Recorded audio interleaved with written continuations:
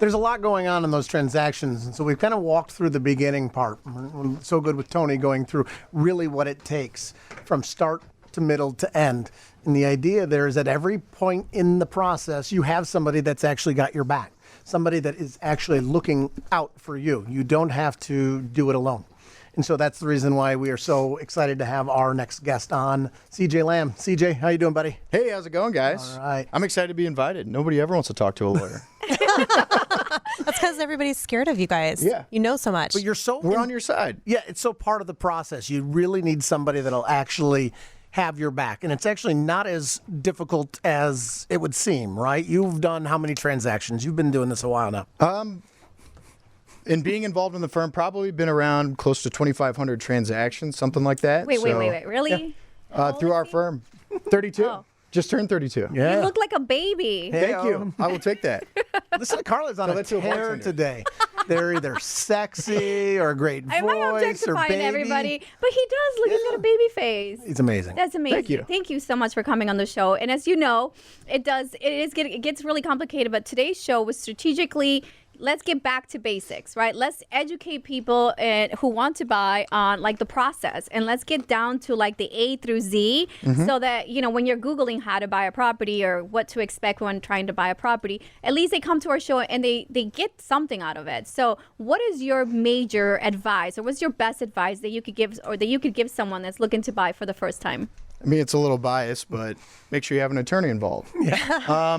But seriously, so especially folks who are coming from other states, whether they're a first-time buyer, they grew up in a different state, or what have you.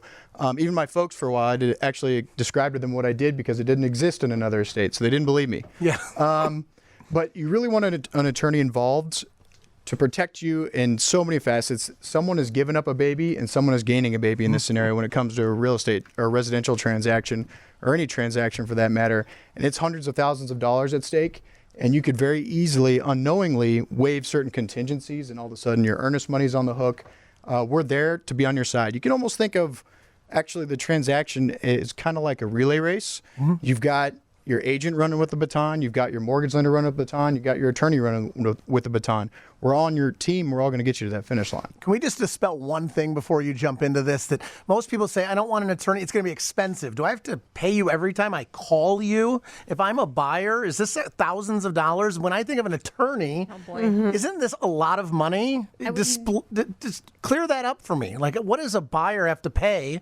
And tell them that it's not that much. That goes to exactly what I first said when I sat down, which is I never get invited anywhere because I'm a lawyer. They think it's going to cost money. No, with residential transactions, by and large, it's almost never an hourly rate. Yeah. It's usually a flat fee rate.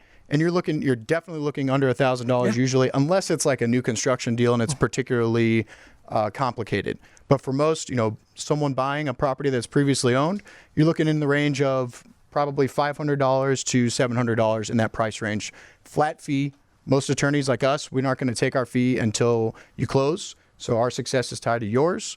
If we get you out of a contract, we don't charge you money for what we've done for you so far. Tammy can tell you this. You're not going to go borrow $300,000 from Tammy without spending a couple $100 on an attorney, right? I swear by attorneys' contracts, reading things 3 times, all that kind of stuff. So, are you billing us now or No. Okay. No. So yeah, It'll come we're later. good. We're good. And it does get complicated sometimes. And unfortunately, there is some times where, the parties are not in agreement anymore, right? Maybe the realtors have reached the wall and maybe their sellers are emotional, or the buyer it's demanding. And so, right, people are saying it's a buyer's market, and then they stick to that and they say, we're going to ask for everything. So it's cool to have an attorney to be the mediator, per se, that can get the transaction, because at the end, everybody wants to buy, everybody wants to close. It's just a matter of how we're going to do it where it's mutually agreeable, and that's what you guys do. So having said that, we actually asked questions online, and our intern Kai, who's amazing, compiled these for us, and I'm going to ask you. Sure. Put them on the spot. Literally, let's see what they had to say. Let's throw them literally right under the bus. What do you got Let's see if for you us? know your stuff. Okay. Yeah, let's see. Okay, so I'm thinking of turning a home that I want to flip into a clothing boutique. How do I go about making this house into a commercial space? What is the legality there? That is, there's actually a lot involved in that. You have to look at your local zoning. You have to look at what is allowed by those local ordinances. Also, what's involved in your boutique. Are you going to be serving drinks there? What type of people are you going to have coming in and out? What kind of licenses are you going to need? It may be more of a question actually of instead of turning the property into that sort of use, what other sort of licenses do you have to have retail wise? And actually, we have great access to a bunch of permit expediters, stuff like that. You got a guy. Yeah, You got a guy. just like the last one. You don't see a lot of that though, right? No, nothing like that. Residential properties, whenever we see stuff like that, we usually see it whenever it's changing, whenever it's a mixed use property. So you have the upper levels are a couple of residential units and the ground levels a retail unit. The biggest thing that we see there is maybe changing from a boutique clothing shop to a bar. That's where we see a lot of those licensing changes, and we got to make sure you can actually do that there. But as far as changing the zoning, I will say if it does involve changing zoning, which I don't know without looking at it honestly, but if it does involve changing zoning, that is a big process. So you got to be able to wait. Make sure you can wait a while. So if you have money on the line or investors on the line, make sure they know that full process before you get yourself in hot water. When you say that's a big process, do you mean just time, or is it a big process in cost as well? Usually both. My firm actually, we outsource the zoning changes because of the cost of time. And we like to, actually, there's a firm right around the corner from us who does a lot of the stuff. And it's cumbersome. You got to know who you're talking to. And it costs both. It can be expensive. And you got to get the alderman approval. You got to get the neighbors' approval. A lot of grease and wheels. If it's going to increase, traffic on the streets, they want to make sure that everybody approves it. So yeah, it's a tedious process. And again, align yourself with an expert. So question number 2, what happens if there's a lien on a property I want to buy? Sure. So that's part of my role as your attorney, actually, is helping identify those this is what I liens. do. Yeah, absolutely. So part of your attorney's role is to protect you not only contractually, but essentially on the buyer side, essentially not trust the seller. Nothing against the seller. I'm sure they're wonderfully nice people, but they may not even be aware of what's against the property. And you don't want to inherit that. Maybe it's back due taxes. Maybe it's a giant water bill. Maybe it's some sort of foreclosure lien. Maybe the seller's going through bankruptcy and they legally can't sell their property to you, but they didn't tell anybody that. What we do is we make sure that either A, that property or that lien is removed, B, that the title company insures over it. So number one idea is getting it removed. We get that removed, perfect. If not, we got to make sure we know whether or not the title insurance company is going to insure over it, because that effectively means it doesn't hurt you because the title insurance company is going to take care of it if in the event something happens. Third, worst case, if it doesn't happen and the seller can't take care of it, I get you out, I get all your money back, and you move on with someone like Tony, and you find another property. Love it. Thank you so much. But your earnest money is protected in that respect. And you're also registered with Greater Illinois Title. Can you tell us a little bit about your relationship with how does the title company play in? What's the role that they play in the transaction? Sure. So the title insurance company, essentially, and Joel can speak to this as well, no lender is going to lend on money. It's kind of that trust factor I was talking about. No lender is going to lend money blindly to someone when we don't trust the other side, we don't know the other side, and that's the seller, because they don't know what's against property. So you want to make sure you have insurance over the title of the property. So this is different from your homeowner's policy that's going to insure over a fire or something like that. This is critical to insuring over whether or not a seller is the correct owner in the property and whether or not they're giving you clean and clear rights in the property. Because if you don't get both of those things, I'm not going to let you close. Joel's not going to let you close because you're getting a limit. Right. And this is, again, like we said at the beginning with Tony, that there's checks and balances, right? There's a lot of people involved, and we talk about costs.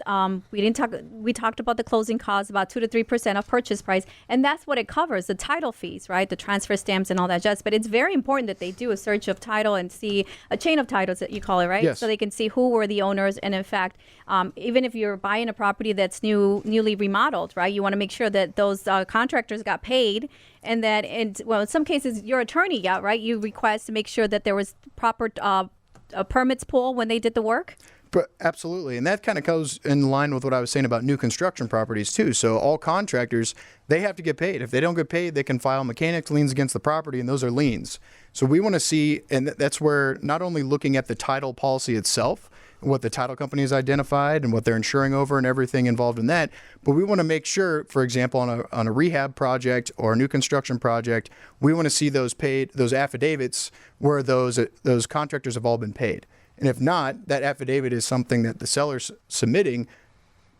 where they're guaranteeing that they've all been paid. So at least we have something to go after. Right. And everybody wants to go to closing to celebrate. We just want to pop the bottle of champagne. Yep. Say how I say it because I can't pronounce champagne. That's how you say it. Anyway, and just celebrate. But it's the worst when somebody didn't do their job. And, there's a creditor who said, hey, by the way, there's a lien on the title and you can't close. And then their lender's upset because they got to clear to close.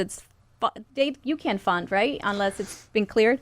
As a lender, Tammy and I want to make sure that you are getting free and clear from any liens or encumbrances on title and that we're the only lien. You're really not buying a place unless you're paying cash. Yep. The mortgage guy's always got a lien on it. And what we want to do is be in first lien position. And that's what we make sure that CJ does for our buyers. And that's really for buyers' protection. Right. Ultimately. 100%. We got one more? Yes, one more here. So this one, when are intercreditor and subordination agreements used? That's more of a debt item. That doesn't really come up with, you're talking more along the lines of when foreclosures are happening. Okay. So that's a morbid subject. What do you think? What a fireball question that was. I know, right? That is out of left field. All right, let's give them something easy. Here, this whole process, right? But what if people do have credit issues? We got Well, like if you've one got out of credit 100 issues things. like that, honestly, where I see that the most in my practice is if it's involved in some sort of short sale or a foreclosure defense action. And that's really what leads into a short sale. So that's kind of a long topic. Start to finish, you are there to help people get from contract to close, okay? And what we've learned today is that buyers at every step of the way have somebody that's in their corner, and that's what you do. What is that closing process like? Get me to the closing table here before we go. And what happens the day that I'm writing the check and getting the keys? What should I expect as a buyer? Absolutely. So as a precursor to that, one thing to keep in mind is you're going to have that final walkthrough, which I'm sure a lot of people have talked about before or heard about. But that's kind of your second inspection. If there's inspection items that we made sure that the seller agreed to, we got to make sure that they actually did those items. If not, then we're going to have issues. So I'm there with you, and hopefully it doesn't go that way, which is also why I'm a big proponent of closing cost credits, if that makes sense for the buyer. But we make sure that that's online. If that is, then we got number one down. Because number one is you have to be in agreement with the seller. Number two, all the money's got to be here. Yeah. So whether or not you're bringing your funds as, whether it's a wire fee sent or a certified check or whatever you bring in, you got to have yours there. We also got to make sure the lender's money's there. That's where Joel comes in big because I've never had an issue with you guys, so that's perfect. Number three, really, the buyer has to sit there and listen to me talk for a long time, about 40 minutes, and I'm running through all the mortgage documents, that big fat stack of documents, making sure the buyers understand what they know or what they're getting into, and their responsibilities as well as the rights that they have. People actually have a lot of rights with these documents that they don't realize. Number two, I'm going through line by line your numbers. I'm making sure you know exactly what you spend your money on and exactly where it's going and that you're comfortable with it. So all those tax prorations that we talked about during a Turner review, that inspection credit that you were supposed to get, the credit from your lender, those title fees, all that kind of stuff, we're going through all those closing costs. That way you're not feeling like you're blindly writing the check. And I'm going to make sure those are on the up and up for you and go through that math with you. And then last but not least, I'm looking to see that final version of title. I don't trust the seller until we get that final version of title at the closing. And I'll walk you through what it means. Nobody gets 100% clean and clear property. Right. This isn't the Wild West anymore. You're not riding as far as you can one day and putting on a stake, and that's your property. Everybody has things like local municipal ordinances, property tax, easements for public utility, especially in a place like Chicago where you're boxed up right next to each other. But other than that, I'm making sure your property is coming to you exactly the way it's supposed to look. So if it's a single family home, making sure your survey, there's no encroachments or encumbrances there. So Do I get my keys right then and there? Once I'm done, is that my house? that constitutes possession. The contract is not closed until you get those keys. So absolutely, we're not leaving without them. Oh, I love this. So you've walked us through it. So now we know what we're doing up front, how to go out and look at properties. Now we know that there's somebody that's in your corner at every step of the way. And then we got somebody like CJ who works for the Gunderson Law Firm that will be there and go through all the documents. I love it. All right, CJ, tell us where we can find you. Sure. You can find us at gundersonfirm.com. Same thing on Facebook. My personal Instagram is Courtney J. Lamb. That's Cortney, not Cour. And same thing on Facebook. And We love CJ. if they're already working with a real estate agent, they can actually ask their agent to contact you also, right? To open. That is a wonderful point. Thank you very much for saying that. 100%. Call me anytime. Any questions you have about it, absolutely. If you're working with an agent, we work with all kinds of agents. Doesn't matter. Okay, here's the most important question, though. Are you a 9 to 5 Monday to Friday attorney? No. It would be lovely to have those hours, but that's not the way it I was works. gonna say. Yeah, what time is We're it all now? hustling. Yeah, exactly. This is love work, it. right? See, No, I just love kidding. it because most, some traditional attorneys don't want to be bothered on the Yeah. weekends. I know And of one in particular that leaves at 1 p.m. in the afternoon. I am so weird that if I don't get a response from my attorney that same day or even within 30 minutes, I start to panic, like literally Yeah. anxiety attacks. Like we're going to miss the attorney review period. And I know that's pretty weird, but Well, that's a big thing, and actually, that's something we like to pride ourselves on. Communication is huge. It's an emotional process. Like I said, someone's giving up a baby and someone's getting a baby. There's a lot of moving parts, so we want to be able to Oh, be baby. there. See, I'm not the only one who Anything that we refers can to it help as out baby. with communication is good. I love it. Well, Yeah. thank you so much for coming Sure. on. We hope Thank you. for you to come on again. And thank you, Greater Illinois Title, for sending out such amazing guests so that he can help us, help you do a transaction correctly or close a transaction correctly.